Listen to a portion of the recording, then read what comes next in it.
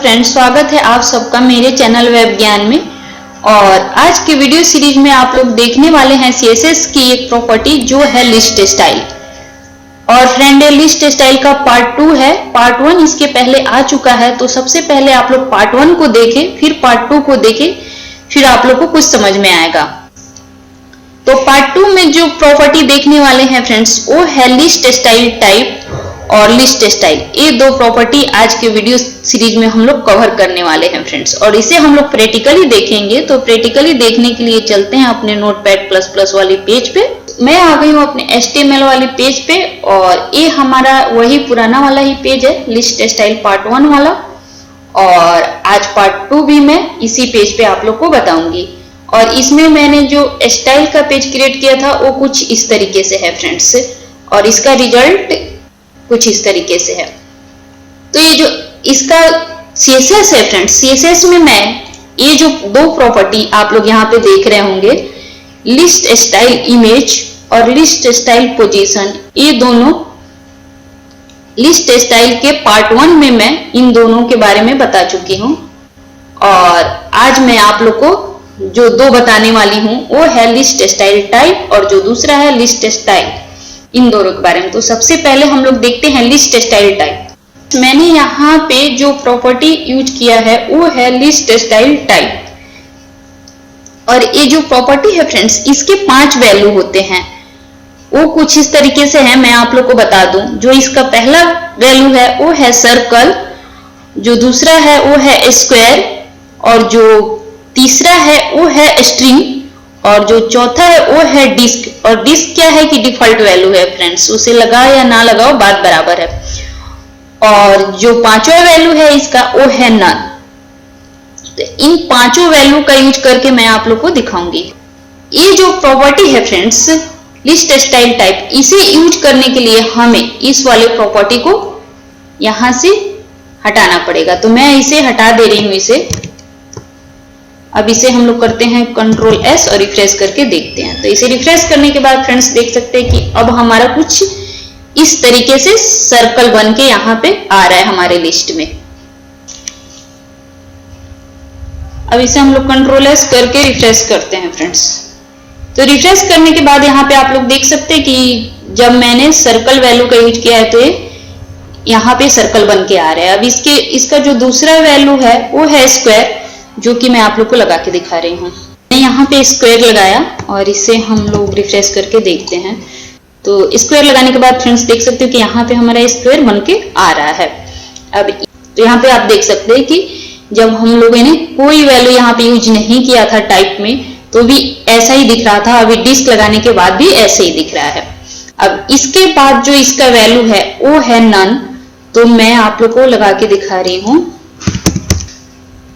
अब मैंने यहाँ पे नन का यूज किया है। तो नन किस तरीके से काम करता है वो मैं आप लोग को बता दूं। तो यहाँ पे जो फ्रेंड्स आप लोग देख रहे हैं कि यहाँ पे डिस्क बन के आ रहा है। तो अगर आप चाहते हैं कि यहाँ पे हमारा कुछ भी ना आए, सिर्फ हमारा लिस्ट यहाँ पे दिखाई दे, यहाँ कुछ बुलेट वगैरह स्क्वायर कुछ भी दिखाई ना दे, उस कंडीशन में हम लोग नन का यूज करते हैं। तो अब इसे हम लोग रिफ्रेश करके देखते हैं। तो रिफ्रेश करने के बाद फ्रेंड्स आप लोग देख सकते हैं कि यहाँ पे अब आप लोग को कुछ भी नजर नहीं आ रहा है। तो ये जो वैल्यू है नन कुछ इस तरीके से काम करता है। अब इसका जो 5वां वैल्यू है फ्रेंड्स वो है स्ट्रिंग। तो स्ट्रिंग का यूज हम लोग इसलिए करते हैं फ्रेंड्स कि जैसे हम लोग चाहते हैं कि यहाँ पे किसी सिंबल को लगाना चाहते हैं या कोई वैल्यू पास कराना चाहते हैं, तो उस कंडीशन में हम लोग क्या करते हैं कि स्ट्रिंग वैल्यू का यूज करते हैं। अब उसे यूज करने का तरीका क्या है वो मैं आप लोग को बता देती हूँ। तो यहाँ पे हम लोग अगर कुछ भी लिखते हैं, जैसे मैं लिख देती हूँ टेस्ट और थोड़ा सा स्पेस दे देती हूँ और इसे Ctrl+S करके रिफ्रेश करते हैं। तो आप लोग देख सकते हैं कि यहाँ पे आपको टेस्ट लिखा हुआ दिख रहा है। यहाँ पे मैं कुछ भी लिखूंगी या मैं यहाँ पे हाइफन देती हूँ वो भी आएगा। आप लोग ये देख सकते हो।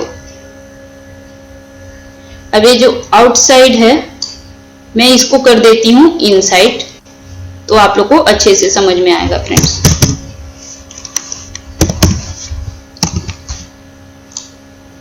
इनसाइड करने के बाद आप लोग देख सकते हैं कि थोड़ा ये अंदर की तरफ चला गया अपना। अब तो ये तो रहा वैल्यू की बात। अब इसके बाद क्या होता है, अगर आप सिंबल लगाना चाहते हैं फ्रेंड्स तो वो कैसे लगाएंगे मैं आप लोग को बता रही हूँ। उसके लिए हम लोग चलते हैं अपने गूगल वाली पेज पे, और यहाँ पे मैंने क्या किया है कि यहाँ पे HTML सिंबल सर्च किया है गूगल में, और यहाँ पे बहुत सारे वेबसाइट आपको दिख जाएंगे, इसमें से किसी को भी आप ओपन कर सकते हैं फ्रेंड्स।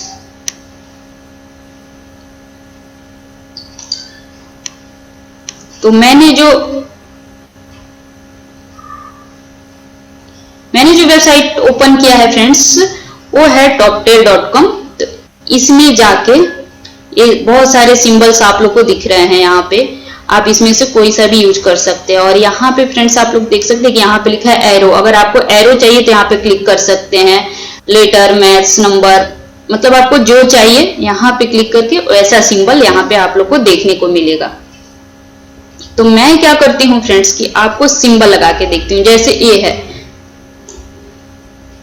मैं इसे करती हूँ कॉपी और अपने इस वाले प्रॉपर्टी का जो वैल्यू है यहाँ पे मैं आके उसे पेस्ट कर देती हूँ।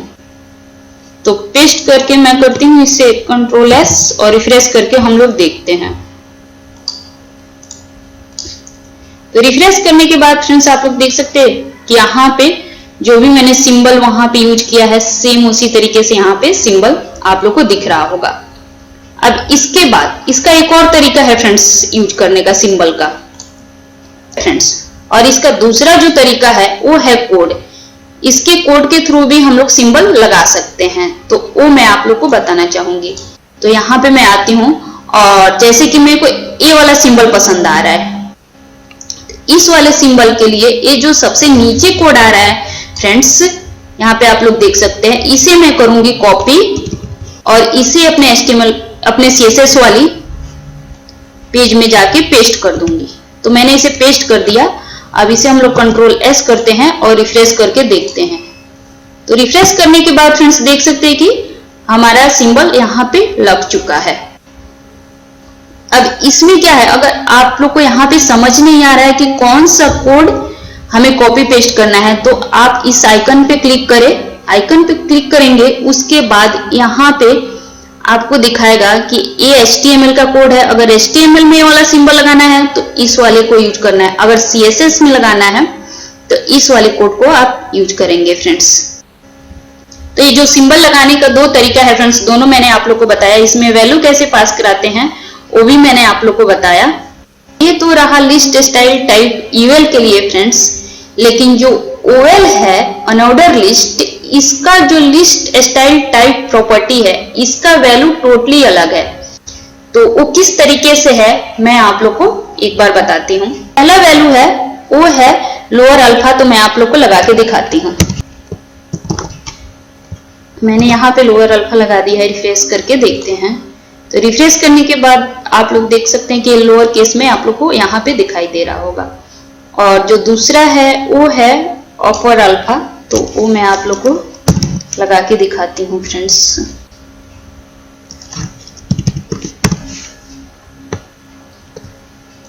तो यहाँ पे मैंने अपर अल्फा लगाया है। इसे करते हैं Ctrl+S और रिफ्रेश करके देखते हैं।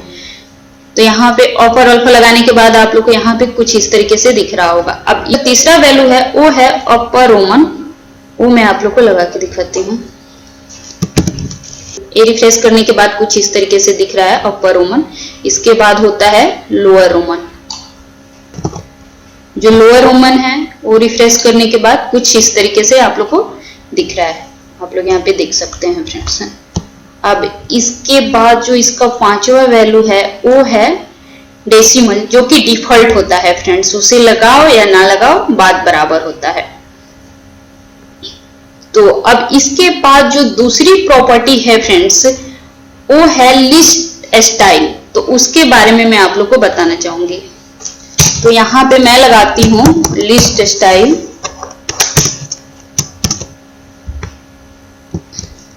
अब लिस्ट स्टाइल किस तरीके से काम करता है सबसे पहले वो मैं आप लोग को बताना चाहूंगी फ्रेंड्स। तो ये जो लिस्ट स्टाइल है ये क्या है कि एक तरीके से शॉर्ट हैंड भी है फ्रेंड्स।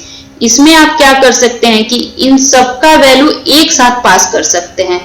जैसे टाइप है इसका, पोजीशन का, और इसके पहले जो था लिस्ट, यहाँ पे हमारे एक और वैल्यू था लिस्ट स्टाइल इमेज, उसका चारों का वैल्यू आप एक साथ इसमें पास करवा सकते हैं। तो वो किस तरीके से पास करवा सकते हैं वो मैं आप लोग को एक बार लगा के दिखाती हूँ। यहाँ पे आप देख सकते हैं कि मैंने क्या किया है कि लिस्ट स्टाइल वाली प्रॉपर्टी लगा दी है और इसमें सारे वैल्यू पास करवाए हैं।